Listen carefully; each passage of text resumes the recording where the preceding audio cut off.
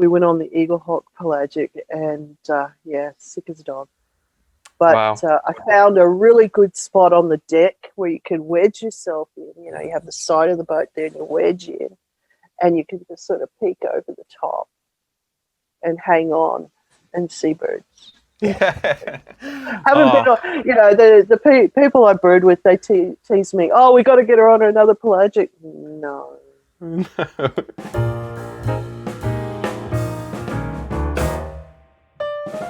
Hello, everyone, and welcome back to the Birding Today podcast, where birders come together to discuss the joy of birding. I'm your host, Guillaume Doerig. This week's guest is a keen birder and member of the Sherbrooke Lyrebird Study Group. She also volunteers 2 Saturdays a month at the Healesville Sanctuary. And this year, she will be helping to organise the Mallacoota Birders Big Weekend. She has had some amazing birding experiences and an interesting birding journey that I hope we can chat about today. So please welcome Karen Weil on the show. How are you doing, Karen? I'm very well, thank you. How are you? I'm doing okay. Yeah, everything's all right. It's a nice sunny day up here in Coffs, so yeah, nothing to complain about. Someplace I still have to get there. I've been reading up. There's some nice places to go there. I'm actually hoping later in the year to get sent up in that direction for work, so that then I can combine work with birding, which is cheaper. Yeah. For sure. Yeah, It's a beautiful spot up here, and like the birds here are really special, I think, because I was talking to Tim Dolby in episode 5 a few episodes ago, and you know he pointed out that it was kind of a melting pot of different climates and different habitat types coming together, and it's beautiful, and so I get a lot of joy from seeing the birds that kind of come together from different sort of habitats and climates. But so what about you? What brings you joy in birding? What aspect of birding brings you joy? Well, I thought about that, and the most recent joy that I had was this morning. I opened up the curtains and I heard the sound of a white-throated tree creeper, and that's the first time I've heard one in my backyard. Front yard, actually. So that became my 63rd backyard bird since I moved here 20 years ago. But I've only been noticing what's been coming into my yard in the last, I'd say, 5 to 7 years. So the other day I was actually so domestic. I had the plumber here checking my gutters, and we had 2 wedge-tailed eagles flying overhead being attacked by a black-shouldered kite. And so we both just stopped and watched this drama unfold for about 20 minutes. And then we went, oh, yeah, well, now what were we talking about? Yes, we need to clear those gutters, and went on. So, and yesterday, my daughter and I went for a walk around Gills Park, and, thousands of white ibis. But then in the middle of them, there's one royal spoonbill. I didn't take my binoculars with me, unfortunately, but then going past a little wetland, there's a blue-billed duck, and the brilliant blue of the male's bill was just, it stood out, and we stopped. All you can do is stop and look at these birds. So just watching their lives unfold in front of you is, to me, what gives me daily joy. Even I work in a manufacturing industry, so there's not much birding joy except the stubble quail that decided to run into the factory. What's a stubble quail doing there? Wow. Or we had kookaburras last year come in and take over a pallet high in the warehouse that was cardboard. So they went in, attacked it, built a nest, and they fledged 2 chicks. So that was, that became, the factory turned around and said, okay, let's protect these kookaburras. There's no way, of course, management saying, oh, we got to get rid of them. And we just, I didn't do it, which was, they all expected me to do it, but the groundswell from the factory was, no, we want to watch these guys fledge. Wow. And that was pretty awesome. So the factory is right next to a wetland, and we get a lot of different birds coming through. So, and that's part of my joy too, because these guys would never have looked at a bird before, but I'm suddenly getting crusty old factory guys coming up saying, "Oh, we had this weird bird." They're showing me the photo they took on the phone, and so I'm IDing them for it. So it's just and it's just day to day, bringing birds into the day to day. And Yeah, that's absolutely. over and above, going out and twitching the latest big new thing, or LGA ticking, or trying to get your bird list up, so there's just so many different levels of birding that give me joy. Absolutely, I agree with that. And there is so much joy in, especially those moments when you have. It happens to be quite a lot because I actually live in a shared house, and obviously that all my housemates know that I'm the bird nerd and I love birds. Yeah, And yeah. I guess you're familiar with the sentiment. Oh And yes. and yeah, some of them sometimes come and say, hey man, I was I was out, or I was surfing, or I was doing something outside, and I found this bird, or I saw this bird fly over, and here's a photo, and like, oh, what's this bird? And it's like, I love that. It's like, wow, yeah, like I just feel so happy when people show an interest in birds. That's a source of joy for me too. Absolutely. Yeah. I like to.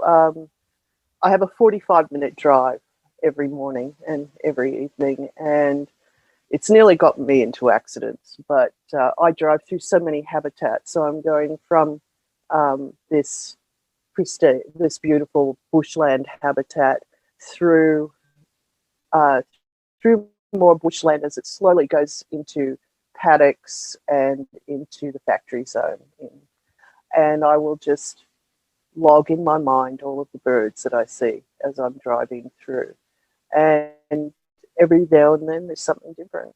Of course, I love wedge-tailed eagles. So as I watch one, cut it in front of me, that's sort of a thrill. But I had a glossy ibis sitting in a puddle on the side of the road one day, and I had to stop and no, that can't be right. But it was a glossy ibis. So yeah, that was pretty cool. That's Um, great. so, and it's just the awareness. So through my birding journey, it's just more the awareness of what birds are out there. And, from a complete suburban girl who had no idea about birds, and 20 years ago moving into this environment and slowly building up my knowledge. And in the journey, meeting some incredible people that helped me along the way. Hmm. It has allowed me, and I wrote this to you. Immigrated here over 40, so it's 49 years ago now, and we would go out camping, or not camping. I never camped. Take that back. We'd go for drives to motels, right? And it was really, my mind was always back home, where I came from, or where my family was descended from in Europe. And I just couldn't see what was in front of me. And I always saw Australia as black and white. And it wasn't until, I started to see, I'd see the animals, but, kangaroo, koalas, the usual tourist animals. It wasn't until I started getting interested in the birds from my backyard, the king parrots and the birds that come into my backyard 20 years ago, and going out for more walks, that I started to see Australia in colour. Yeah. And having driven through the Mallee 40 years ago with my, is it 40 years or 35 years ago with my first husband, his family was in Birdshire, and I just thought it was so desolate out there, middle of the wheat fields. I thought it was desolate. And going there, looking from a birding perspective, how rich that environment is, I'm seeing that same environment in colour, and that's from the birds. So that's just how it's changed my perspective of what this country is. And I rue that I wasted so many of my years going back to California and going to France and Germany. That's great, but I was always looking at family, or in Europe, it was Roman ruins and architecture. I've gone through my photos, and there's very few birds in my photos because it was always focused on the church or the Roman ruins and something along those lines, and only seeing the animal world at a zoo. Yeah. So, I mean, I can Wow. list the zoos I've been to. I've been to San Francisco Zoo, um, San Diego Zoo, Berlin Zoo, um, the one in Sweden, and various other places, but not the actual environment. Yeah. So, the birds that I've seen in Europe are just sort of external. They just sort of, background. And I've actually pulled them up and gone, I have seen that, but I didn't register that, 15 years ago. Yeah. So I'm just wondering how my perception of places would have been changed if I had recognized what I was missing.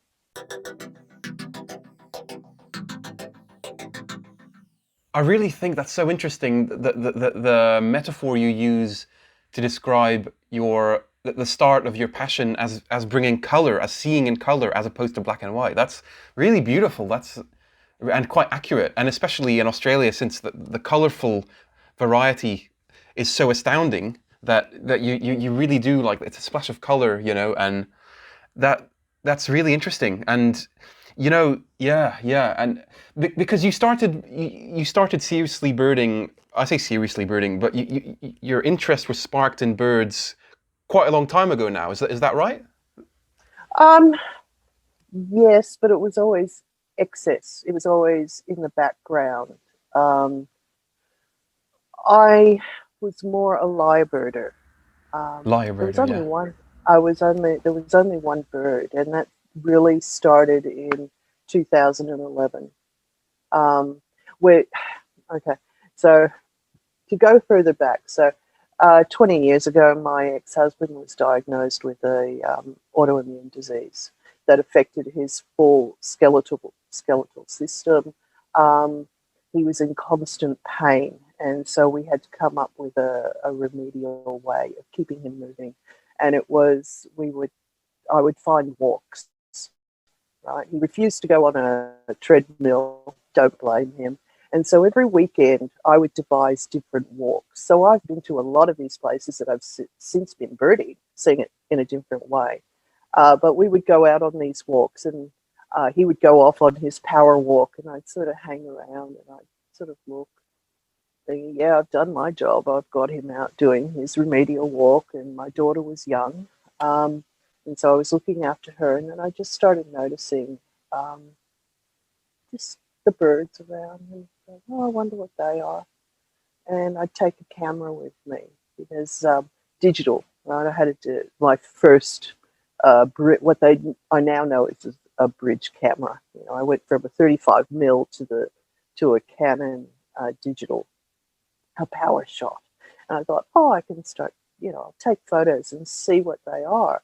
And that power shot has seen me from, I think it was 2008 until about 2015, till I got my first DSLR.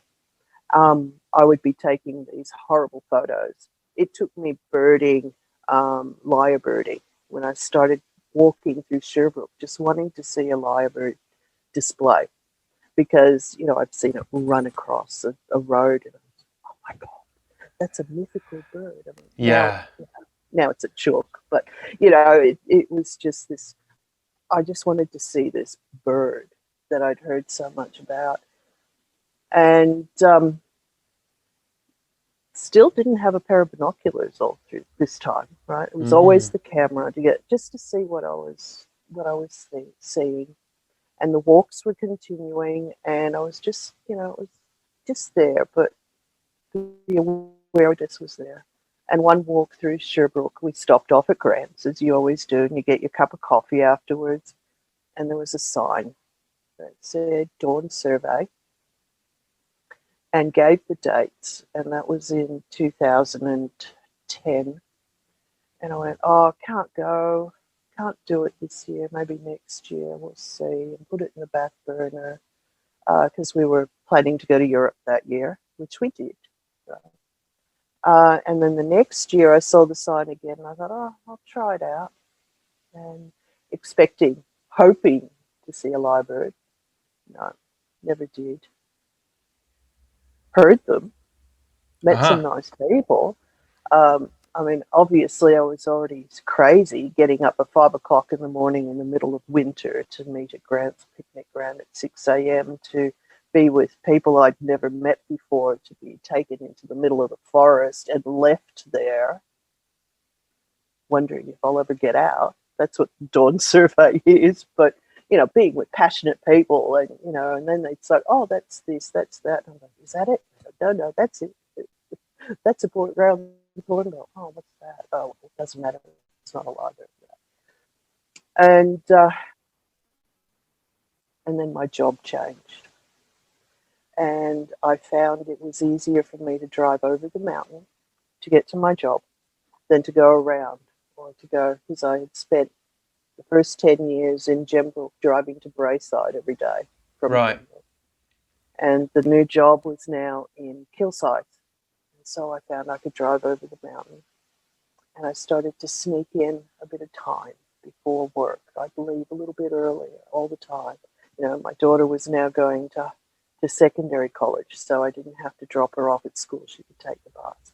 Yeah. And I'd leave the lunches and left the ex to do his own thing. And I was just leaving 15 minutes early because I could stop at O'Donoghue Picnic Ground and I could just sort of dash in and see if I could see a lyrebird.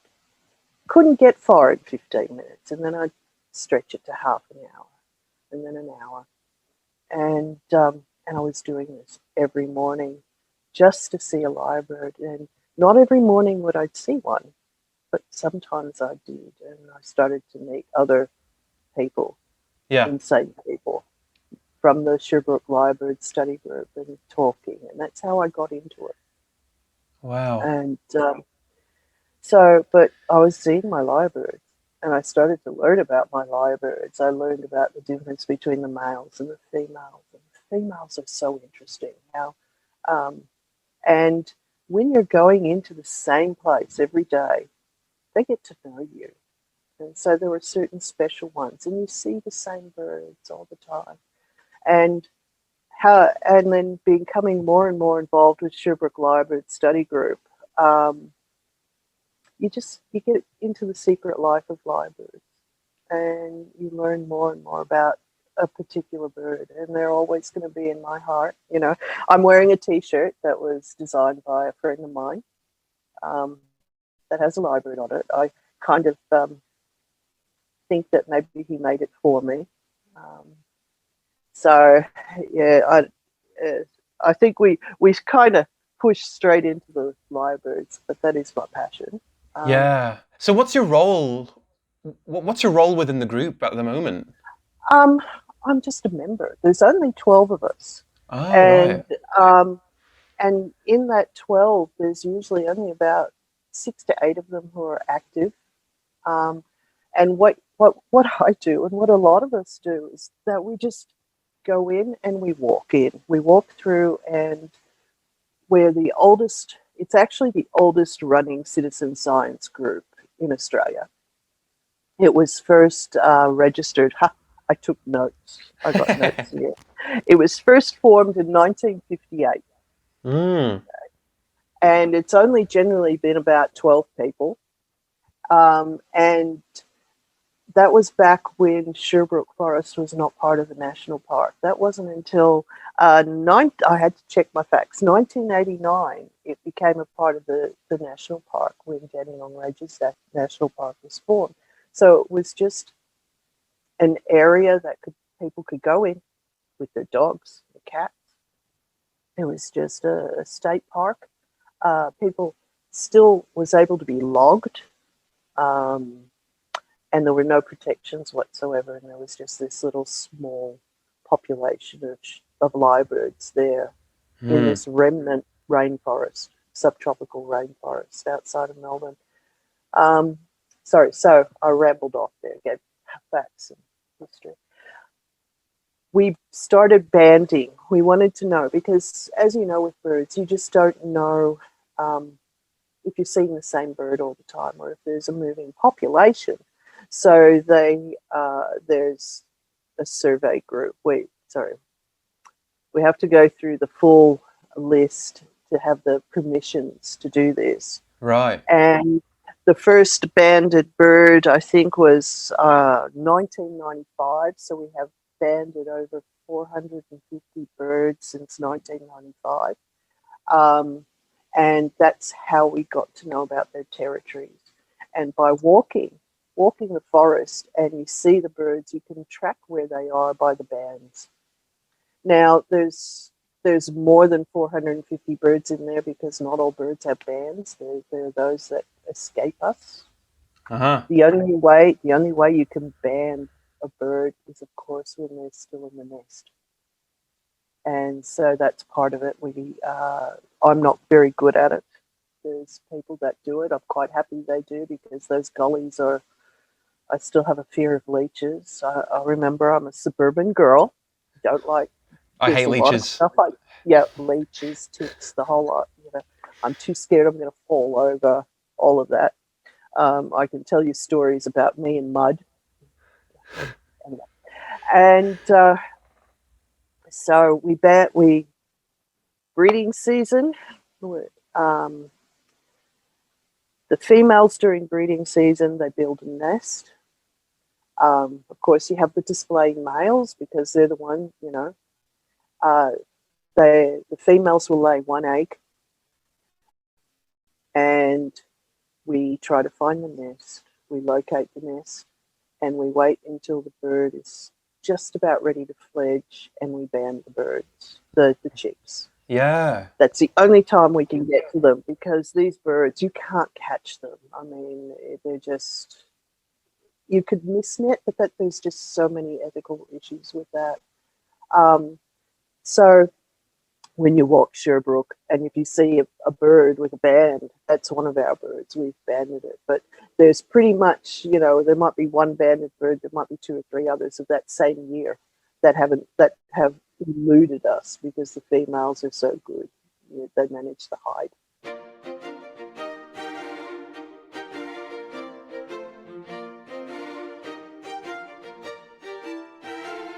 It's beautiful. It's such a beautiful place.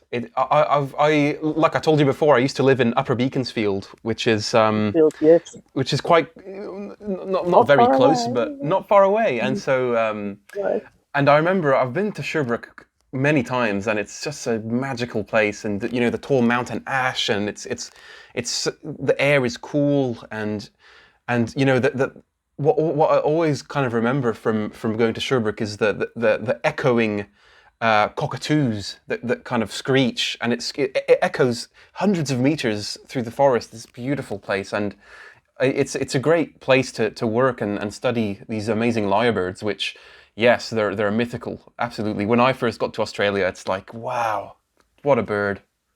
Yeah, it's an amazing bird. I believe Tim Lowe, in his book, he has claimed that this bird has not changed for 40 million years.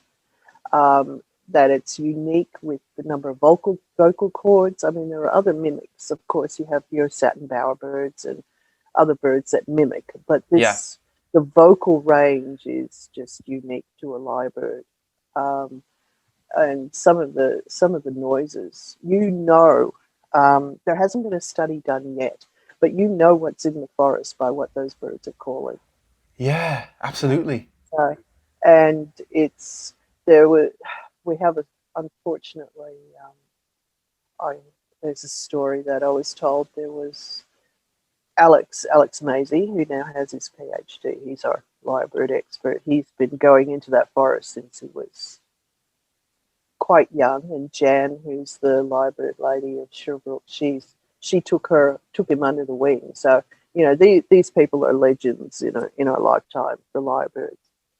And he told me a story of a female who had a chick on the nest, and he went to check on it, and this bird started to purr and meow like a cat.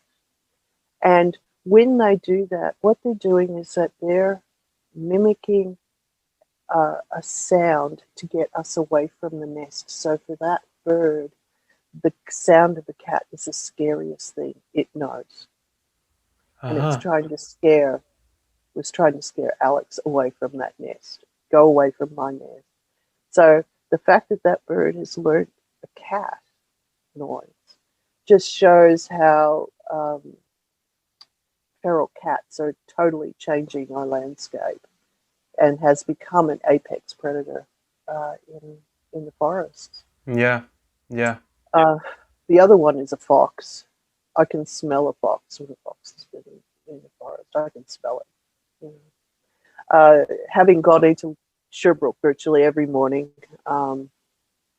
since 2011, haven't been able to do it in the last 2 years because of COVID. I lived too far. It was outside my range. It broke my heart. And then Yeah. my favorite spots we can't go because of the storms in July. So much habitat has been devastated in there from that storm. Lyrebirds are still there. They're adapting, Yeah. which is great. Yeah, I could go back to my Healesville spiel where I keep facts and figures, and that keeps people going. But once I start waxing on, you know. I did want to touch on Healesville actually. Have you been volunteering for Healesville Sanctuary a long time? How did that start? That that was a good segue. 2015. Okay, my being a, I don't know, I don't know if you call me a helicopter mother or whatever. My daughter, I tried to steer my daughter into the areas that I never had the opportunities to go to. So when she was younger, they started a program called YATS, which is called Youth at the Zoo. I had been running at Taronga for quite a while, and they did a pilot program at with Zoos Vic. So Mm-hmm. I immediately put her in. So this is a holiday program, right? And I was quite happy to drive her all the way into the city, and so that she could have this opportunity Mm. when she was younger. So she got to know things, and when she turned 18, she goes, "Oh, Mum, I've just volunteered. I've just applied to volunteer with Healesville Sanctuary." And I went, "Oh, that's great. Do you mind?" I went, "No, it's all right. You can do that." And she got accepted. I suddenly realised I had to drive her there every Saturday because she volunteered every Saturday, and because getting from Gembrook to Healesville is a 2.5 hour Yeah. trip on public transport. She didn't get her license for another 3 years, so mummy taxi. So what am I going to do besides being a serial pest at Healesville Sanctuary? I may as well volunteer. So I got into the next recruitment and went through the training, and I also became a volunteer. So I've been doing that now since 2015.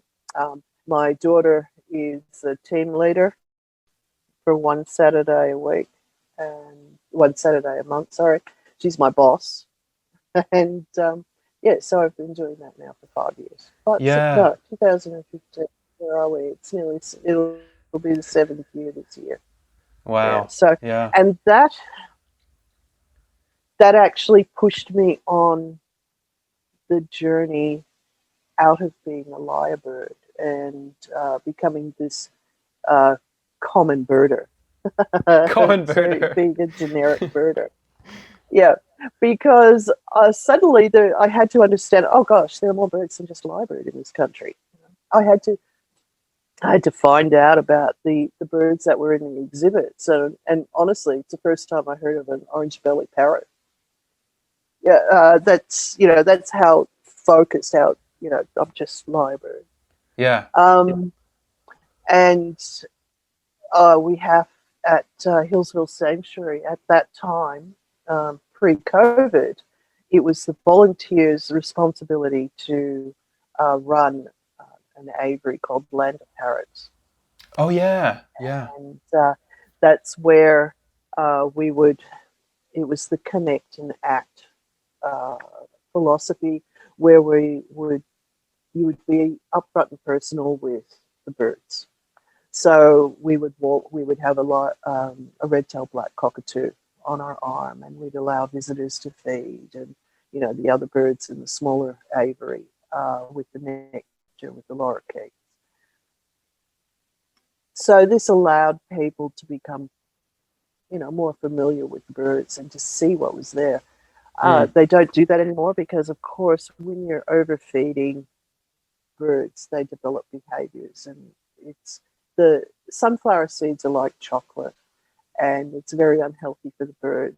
And they were exhibiting behaviors that were not wild, they were not natural. They were becoming more of a pet bird. Yeah. And with pet birds, and these birds being so intelligent, you were suddenly dealing with a 5-year-old with claws and a beak. Mm-hmm. So when a 5-year-old with claws and a beak start having a temper tantrum, that's not a good mix. So COVID gave the keepers a really good opportunity when they had to shut the zoos from visitors, to see if they were able to turn their love to seeds into a more of a training exercise. Yeah. And have them not rely on this so much. I mean, yeah, I think it has been more devastating for us volunteers, because we have I mean, myself especially, I have a connection with with two of the female red-tailed black cockatoos there, and it's sort of it's been a bit devastating for me not to have that relationship with them. Yeah. There's still the relationship, but not as intense. I'm interested in because you said that it took you quite a while to become like a birder proper, I suppose, is like a Yeah. common birder, as you put it. And so why do you think that took a long time? Is it because was there something that kind of impeded that, do you think, or Um, Parenthood, parenthood? being in a relationship.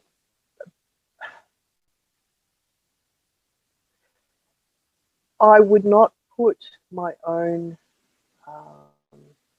interests first, I think, is the best thing. And that would be it. My focus was always work, home, family, Mm-hmm. and recreational activities was always my daughter first, my husband second. Sorry, but my daughter. I spent a lot of years for her with guides, little athletics, cricket, basketball, taking her to and from, working 5 days a week, coming home, making everything, just running the house, organising the walks. The ex had 2 hip replacements, and he was constantly, as I said, in pain. He was always ill. It was always never, Never the right time. never the right time. And becoming a volunteer at Healesville coincided with him having to move to get a job, because his job was no longer viable in the city because of the move to digital media. So he's a print journalist. Okay, so he found a job, as I said, in Mildura, and he moved there. So suddenly I had all this time on my hands, and we're running 2 households, right? And the opportunity, to go to Healesville and start to learn. And that's where I started to meet other volunteers, and they started telling me about Facebook pages like Big Birders. One lady told me about Melbourne Bird Photographers, which was a meetup group, and I thought, well, yeah, why not? And another volunteer there, she and I decided to, let's try it out. And so we go to Melbourne bird photographers. So I met other birders there. And so it just sort of kind of worked from then. And then being in Vic Birders, it was a lot smaller community at that time. And there were Yeah. quite a few active people who would set up, one gentleman in particular, Philip Peel, who you've also had on the podcast. He would set up outings for the birders to go out. And so I met a few people that way. And it was a very interesting community. And coming out of this extremely sheltered existence into this community, it was interesting trying to find my way, and also having this being, clean slate, knowing absolutely nothing except lyrebirds. So it was an interesting introduction. Right. And also that I had just started to go into Facebook. That had been around for quite a while, and I'd never been on social media. So, I had all of these things Coming together. Yeah. Yeah. So I've had a few negative experiences through Facebook. That sort of tightened my security levels. The way you communicate on social media has caused a few issues. I still have difficulty being able to understand what people are saying through social media, so I might get it wrong, or they might get me wrong. So I tend to hold back, and I'll post some photos up occasionally, but not often. Right. And that kind of and through negative. Okay, so through all of that. And I'd have to say innocence. Through Facebook, I was catfished. So that caused quite a bit of negative feedback. And that was through the birding community. I don't know if he was a birder or if he was just a troll through the birding community. I don't know. And me being an innocent, I thought I was being pretty security-minded. I had I always had in the back of my mind, this can't be, this can't be right. But then, you had the warning flags, but then this person would do something. I go, oh no, I had it right. It's fine. And then the warning flags would trigger again. So that colored my social media experience as well. Yeah. It took me a little bit. And that sort of coalesced a few years later into Women Birders Australia. But there was quite a bit in between before that came along. Yeah. But it showed me how dangerous it was being a woman in birding. It was a smack in the face. You can't really, it's not at face value. There's a lot that's not at face value.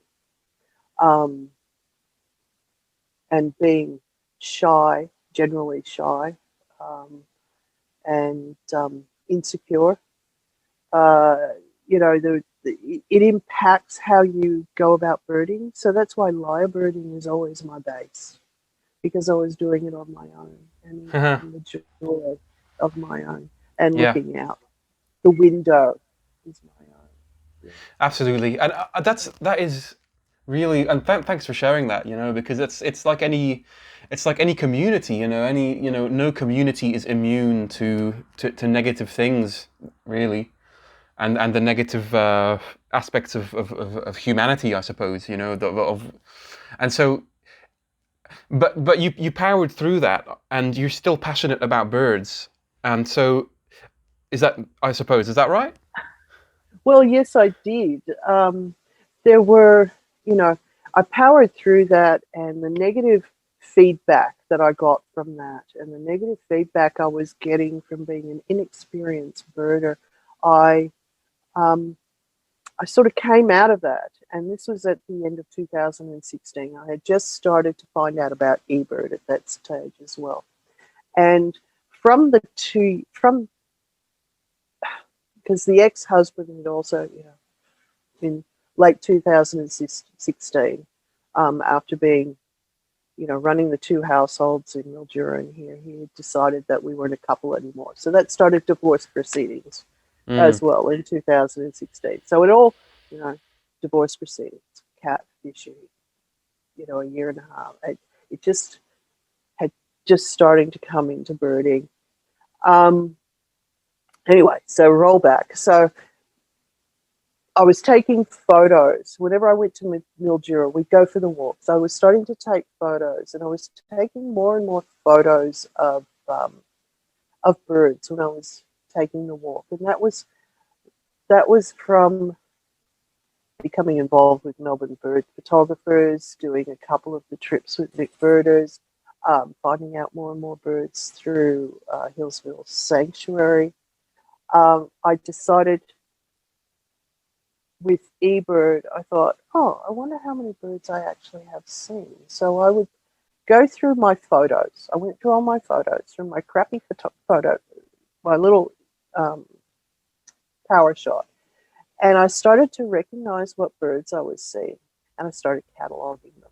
Right? Yeah. And so just the birds that I had seen in 2016, I saw 2008 birds, and I had physical evidence that I had seen them. I had taken photos of them, and I logged them into eBird to get that result. Yeah. And so at the end of 2016, I was angry. I was very angry. I was angry with my reception through birders, through the birding community in Victoria. I was angry with being such a fool and being catfished and believing this. I was angry with my ex-husband after 28 years doing this. I was angry that I had to find out how to go forward with my life.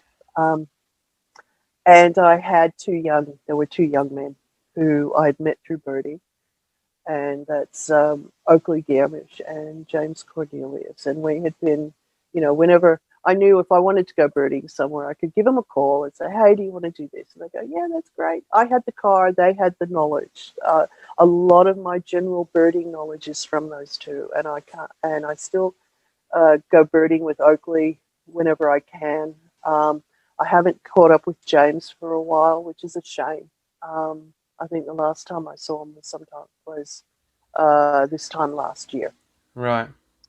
And we sort of said, I wonder how far I can go being a novice. I don't know my birds. What do you reckon just see how we go this year. I've got to fill in a lot of time. I don't want to deal with my life. I don't want to deal with work because I had issues at work. Let's just see how many birds this novice can see in a year. And so the two of us, the three of us, we went out every time. I did a bit on my own as well. It was, so 2017 was the year of, you could say, that's when I fledged. Stupid analogy.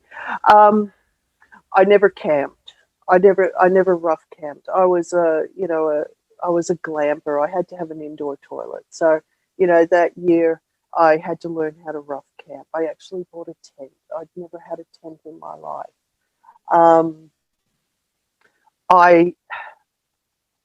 I went on a pelagic. I wanted to see an albatross. Sick as a dog. It was one of the last Portland pelagics. I got on at the last minute, and I will remember it to my day because it was I was mentally screaming before we even left the harbour. I was so scared. I was sick. Wow. I was hanging on to this table in the middle, and I just wouldn't let go. And here are these magnificent Victorian birders who have seen so many birds. They're just so influential in the birding world. Watching this woman in the middle, and they helped me to go and vomit over the side, and but I saw 7 species of albatross. I saw southern, oh gosh, the southern giant petrel. I saw, it was just magical. It's just I never let go of that. I never let go of that table, and I had a small camera, one hand, and I'm just holding onto onto it, and I never moved. I couldn't move, and and at the end of it, one of the ladies said, "So you'll never do one of these again, will you?" I said, "No." So that's the only one you've been on? No, I've done it 3 more times, and they weren't much better. I've done 2 Port Fairy pelagics, and I think they should be naming a bunk after me because I'd only managed to make it 1 hour out. Oakley was on one of them, and he goes, "Oh, look at the dolphins." And that set me off, and yeah. Oh no! Wow. So infamy, I vomited on dolphins, and then just went to the bunk. You have to be able to laugh at yourself through the journey. Absolutely. Yeah. And so I tried it a second time. Each time different drugs, and each time sick as a dog.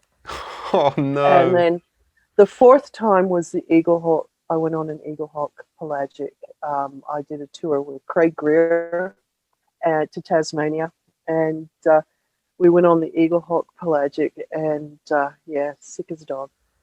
But wow. I found a really good spot on the deck where you can wedge yourself in. You have the side of the boat there, and you wedge in, and you can just sort of peek over the top and hang on and see birds. Yeah. Haven't been on, the people I bird with, they tease me, "Oh, we got to get her on another pelagic." No.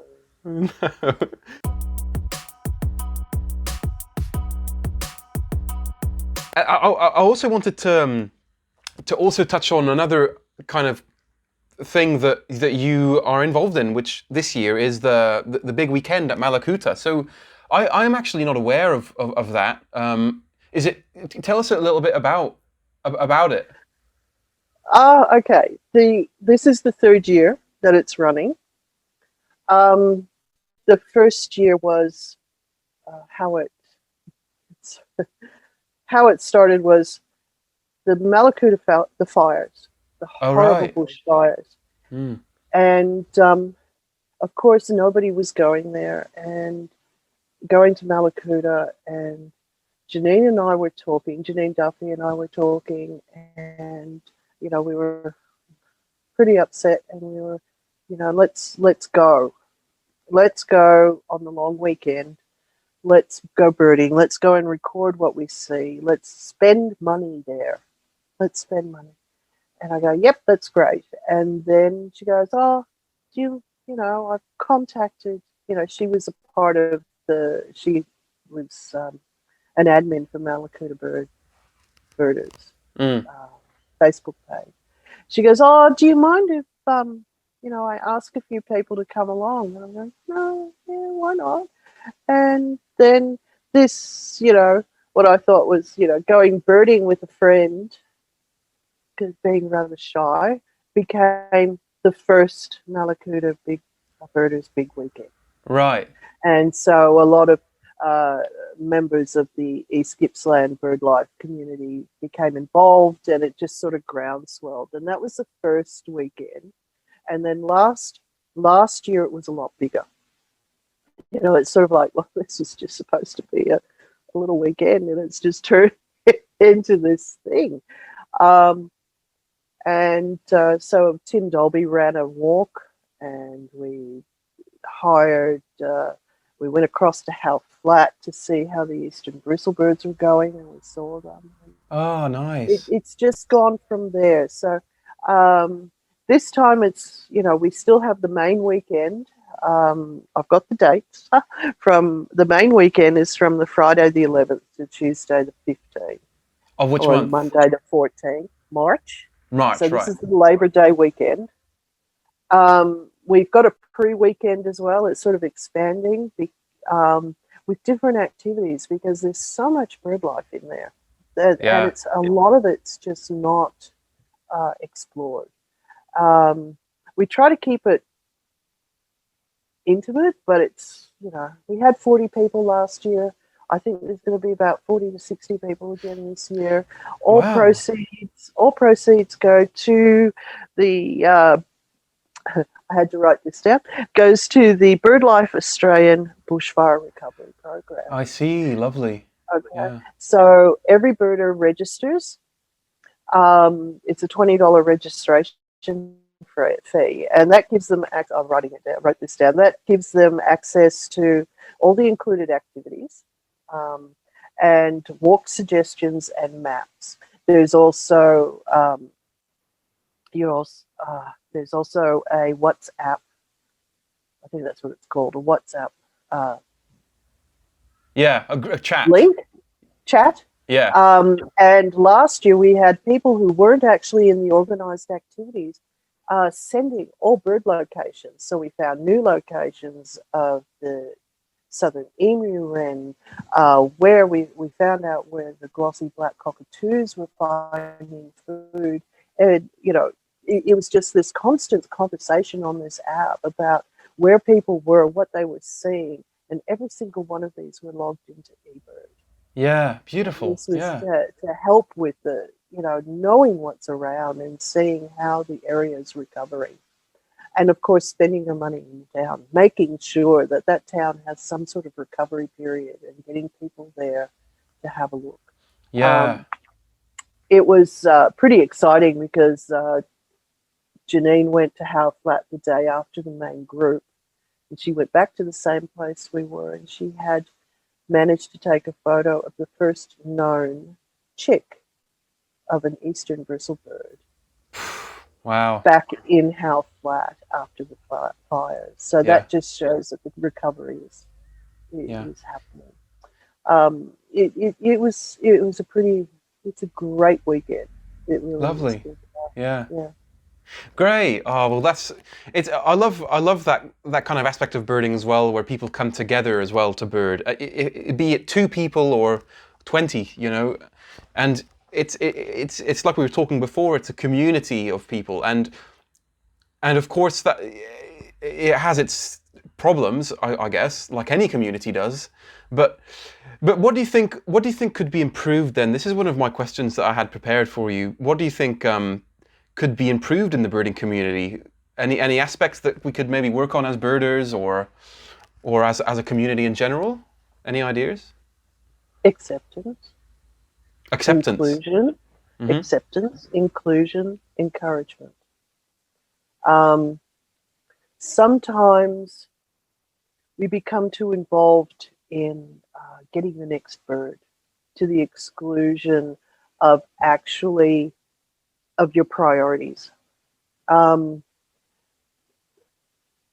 don't know, maybe I'm just, it's my personality, but sometimes I feel a friendship or your family is more important than the twitch. The twitch is great, but it doesn't mean you push your friend over a cliff to get the sight of the bird. Yeah, that's just an over-exaggeration. But sometimes you feel the friendship has been pushed over the cliff so that they can see the bird either before you or without you, or just without any other. The bird is important for conservation value. The bird is important because it's still alive. The bird isn't important because you've seen it. Haha, that's really interesting. Yeah, good. You've seen it to prove that it's there, which is really great, but it should be more, it's the perspective. Yeah, it's maybe uniquely among different hobbies and different passions. Maybe birding is like the most multifaceted in terms of that side of things. The conservation and ethical but I wanna drive it away from that a little bit for the rest of the conversation. Just that's negative. Yeah. because like the joy of birding is, yes, at the end of the day it kind of eclipses all the negative things, I think, for me, and yes. And so, what bird brings you the most joy apart from the superb lyrebird? What's the next one? What's the second best bird that you kind of cherish? All black cockatoo. Mm. They're amazing. So, I'm very lucky. I have yellow-tailed black cockatoos just flying past my house on a daily basis. They feed on trees in the property below me. So it's just, I love them. Yeah, they're amazing. It brings so much joy, it really does. And I always ask myself, where does the joy of birding come from? That why do we feel such joy from birds and not, I mean, other people get that arguably the same joy, for example, from insects, like entomologists and people who are really into that, the whole environment. But birds do have something that kind of, It's, yeah. See what I mean? well, I mean, birding has so many levels. It's the thrill of the chase. It's Yeah. the joy of seeing your quarry. It's the joy of watching even the common birds and how they interact. It's realizing that these animals or birds are surviving against all odds. You have a lot that aren't, and they're the ones that need our help. But without watching them and without learning their behavior, we can't help them. So that's your joy is helping them because you're watching. That's beautiful, yeah. Ways Yeah. to let them evolve. Yeah. In the environment, because humans are really selfish species. We're adapting. We change. We see a tree. We don't want it there. We'll take it out. Birds don't take the tree out because it's their home, but we've just taken it away from them, so they have to adapt. Right. Yeah. And some are better at adapting than other species, and it's all very variable. That's also another aspect that I get from birding that really brings me joy is the sheer variety, and not only in Australia but all around the world. I like to use the website birdsoftheworld.org. It's affiliated with Macaulay and those guys, the eBird. And I love just browsing. I spend hours just browsing all the birds and just going through all the families and the orders. And today I was researching the Hawaiian honeycreeper family. Wow. Okay, yeah. Just Look, that blows my mind because I just need to see. Just the Australian birds are that's mind-boggling on its own. Maybe yeah. because I still consider myself to be a do birder. So, it's nice to want to go and look outside and see their birds, but I need to see what's here first. I want to enjoy and, celebrate what's here. Yeah. Because that's me finally recognizing that this is my home after so many years. Yeah, no, for sure. As someone who came from overseas, I'm the same, and birds can offer a lot of stability in life, I think, too. And that's really interesting. I have one more question for you, Karen. Okay. What is your dream destination for birding? If you had to choose one place that you could go to that is your dream birding destination, or a dream bird, what would you say? Oh gosh. You stumped me when you asked me that one because I've kind of alluded that I'm very Australia focused at this point in time. I mean, there's other birds through COVID that I've seen that are in other countries, and I'll get to them eventually. But my dream is to basically see the Australian birds. Up till last Christmas, my dream bird was actually the palm cockatoo, and I saw that. So, now I'm trying to focus on my next one.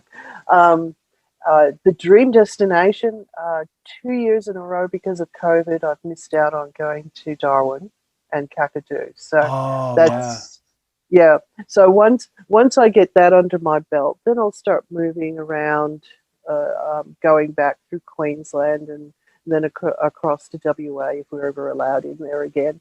Yeah. It's sort of more. I think I miss out too much if I have a focus bird. Good point. Because you're so, like with the lyrebirds, as an example, for all those years that I was just lyrebird focused, I had the camera because I would be filming lyrebirds. I've got hundreds and hundreds of hours of lyrebird film. I would take photos of the stupid little brown jobs that were jumping around because there was no lyrebird, and I go, oh yeah, I wonder what that is, blah, blah, blah. So when I started birding, people, expanding the focus, people said, oh, surely you saw this bird or this bird. I'm going, no, it was only lyrebirds. I would only focus on them.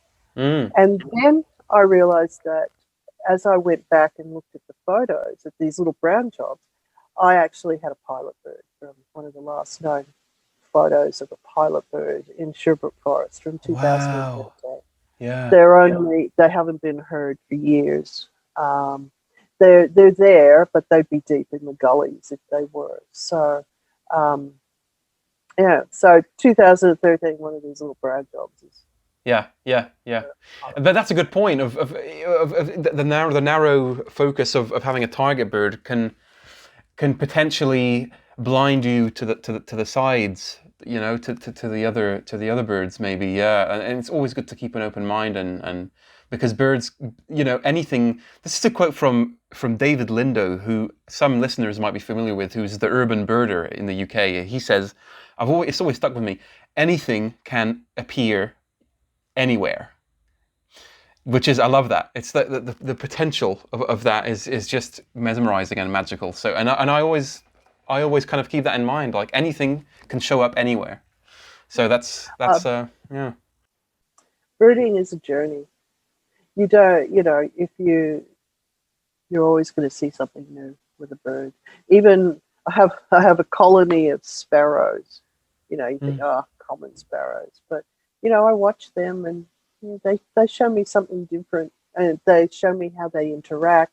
You suddenly know when there's a bird that isn't part of the family, and it gets mocked and pushed away. You can't have this food source, or this is even changing a plant in your garden, and suddenly you have a new species turn up. It's just you just can't say for sure what's going to happen with birds. Absolutely. Yeah. So. That's a great note to end on. So thanks so much, Karen, for taking the time and the energy to come on the show. I hope you had a good time. I certainly did, and it's been great. Thank you. Well, thank you for having me. And sorry about the issues to log on in the beginning, but we got there.